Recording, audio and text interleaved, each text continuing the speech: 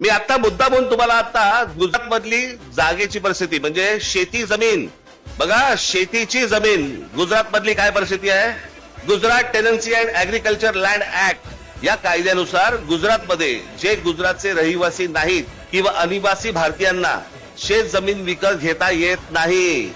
म्हणजे उद्या जर समजा तुम्ही महाराष्ट्रामधनं जर समजा गुजरातला गेलात, तुम्हाला शेत जमीन विकत घेता येणार नाही. हे भारतामध्ये चालू आहे, हे आपल्या देशातच चालू आहे. ज्या राज्याचे पंतप्रधान आणि गृहमंत्री हे दोन्ही एका ज्या गुजरात राज्याचे आहेत, त्यांच्या राज्यामधली शेत जमीन या देशातला कोणीही नागरिक जाऊन विकत घेऊ शकत नाही.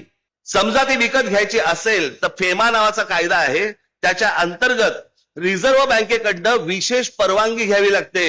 प्रत्येक जण आपल्या राज्याचा विचार करत असतो, प्रत्येक जण आपल्या राज्यातल्या माणसांचा विचार करत असतो. आम्ही का नाही करायचा.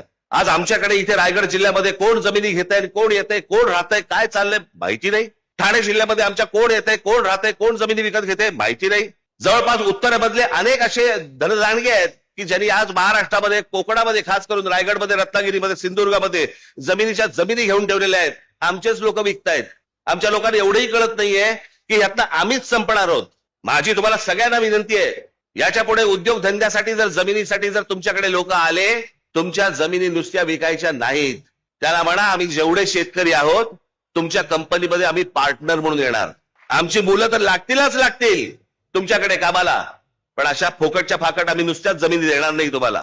आज या गोष्टी जर नाही वाचवल्या आपण, आपल्या हातात काहीही राहणार नाही.